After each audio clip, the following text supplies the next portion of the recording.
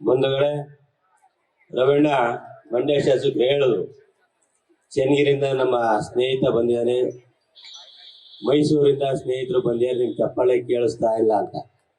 ನನಗೆ ಅವಾಗ ಅನಿಸ್ತು, ನಾನು ಅಷ್ಟೊಂದು ಬಾರಿ ಡಿ ಕೆ ಶಿವಕುಮಾರ್ ಸಾಹೇಬ್ರ ಬಗ್ಗೆ ಚೆನ್ನಗಿರಿಂದ ಮಾತಾಡಿದ್ರೆ ವಿಧಾನಸೌಧ ಕೇಳಿಸ್ತಾ ಇದೆ, ಮಂಡ್ಯದ ಯಾಕೆ ವಾಯ್ಸ್ ಅಲ್ಲಿವರೆಗೆ ಹೋಗ್ತಾ ಇಲ್ಲ ಅನ್ನೋದು ಈಗ ಗೊತ್ತಾಗ್ತಾ ಇದೆ. ನಿಮ್ ವಾಯ್ಸ್ ಇರ್ಬೇಕು. ಮಂಡ್ಯ ಅಂದ್ರೆ ಗಂಡೆದೆ, ಆ ಗಂಡೆದೆಯ ವಾಯ್ಸ್ ಮುಟ್ಟಿದ್ರೆ ಮಾತ್ರ ನನ್ನ ಕನಸು ನಿಮ್ಮ ಕನಸು ಈಡೇರಕ್ ಸಾಧ್ಯ. ಈಗಲೂ ಚಪ್ಪಾಳೆ ಬರ್ತಿಲ್ಲ ಅಂದ್ರೆ ಅರ್ಥ ಏನು? ಬರ್ಲಿ, ಏನು ಆಗಲ್ಲ. ಮಂಡ್ಯದ ಗಂಡು ಅಂತೇಳಿ ತಾವೆಲ್ಲ ನೋಡಿದ್ರೆ ಅಂಬರೀಷ್ ಅಣ್ಣಂಗೂ ನಮ್ ದಾವಣಗೆರೆಗೂ ಚೆನ್ನಗಿರಿಗೂ ಬಹಳ ಸಂಬಂಧ.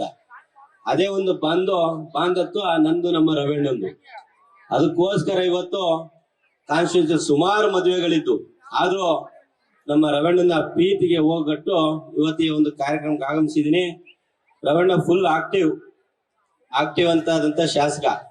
ನನಗೂ ಅವ್ರಿಗೂ ಬಹಳ ಸಹೋದರತ್ವ ಸಂಬಂಧ. ಈ ಬಂಧುತ್ವದಲ್ಲಿ ಈ ಕಾರ್ಯಕ್ರಮದಲ್ಲಿ ಭಾಗವಹಿಸಿ ಒಂದು ಶುಭ ಕೋರೋಣ. ಅವರ ಒಂದು ಕಾರ್ಯಕ್ರಮ ಯಶಸ್ವಿಗೊಳ್ಳಿ, ಅವರ ಒಂದು ಆಕ್ಟಿವಿಟಿ ನಾನು ಸ್ವಲ್ಪ ನೋಡ್ಕೊಂಡ್ಬಂದು ಚೆನ್ನಗಿರಿಲಿ ನಾವೊಂದು ಉತ್ಸವ ಕಾರ್ಯಕ್ರಮ ಮಾಡೋಣ ಅನ್ನೋ ಒಂದು ನಿಟ್ಟಿನಿಂದ ಇಲ್ಲಿ ಬಂದಿದ್ವಿ. ಯಾಕಪ್ಪ ಅಂದ್ರೆ ಜಾಸ್ತಿ ಮಾತಾಡೋಂಥ ಸಂದರ್ಭ ಅಲ್ಲ.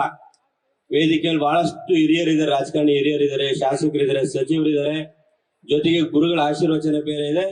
ಎಲ್ಲದರ ಜೊತೆಗೆ ನಿಮಗೆ ರಸಮಂಜರಿ ಕಾರ್ಯಕ್ರಮನ ನೋಡ್ಬೇಕಂತ ಅವೆಲ್ಲ ಕಾಯ್ತಾ ಇದ್ರೆ, ಆದ ಕಾರಣ ನಾನು ಜಾಸ್ತಿ ಮಾತಾಡಲ್ಲ. ನಿಮ್ಮೆಲ್ಲರ ಆಶೀರ್ವಾದ ಪ್ರೀತಿ ಸದಾ ನಮ್ಮ ರವಣ್ಣನ ಮೇಲೆ ಇರ್ಲಿ. ನಾವೆಲ್ಲರೂ ಏನ್ ಯುವಕರು ಶಾಸಕರ ಜೊತೆಗೆ ಇರ್ತೀವಿ, ಅವ್ರ ಜೊತೆಗೆ ಮುಂದೂ ಸಹ ಅವ್ರ ಜೊತೆಗೆ ಇರ್ತೀವಿ. ನಿಮ್ಮೆಲ್ಲರ ಆಶೀರ್ವಾದದಿಂದ ಬರತಕ್ಕಂತ ಮುಂದಿನ ಎಲ್ಲ ಚುನಾವಣೆಗಳಲ್ಲಿ ರವಣ್ಣಗೆ ಗೆಲುವು ಸಿಗಲಿ, ಅವ್ರ ಜೊತೆ ನಾವು ಸದಾ ಇರ್ತೀವಿ ಅಂತ ಹೇಳ್ತಾ ಈ ಕಾರ್ಯಕ್ರಮದ ವೇದಿಕೆ ಎಲ್ಲರಿಗೂ ಹೊಂದಿಸ್ತಾ ಹಾಗೂ ವೇದಿಕೆಯ ಮುಂಭಾಗ ಸಮಸ್ತ ಬಂಧುಗಳಿಗೆ ನನ್ನ ಅಭಿನಂದನೆ ಗಳಿಸ್ತಾ ಕಾರ್ಯಕ್ರಮ ಯಶಸ್ವಿಗೊಳ್ಳಿ ಅಂತ ಶುಭ ಕೋರ್ತಾ ನಾನು ಮಾತು ಮುಗಿಸ್ತೀನಿ. ಎಲ್ರಿಗೂ ಒಳ್ಳೇದಾಗ್ಲಿ. ನಮಸ್ಕಾರ.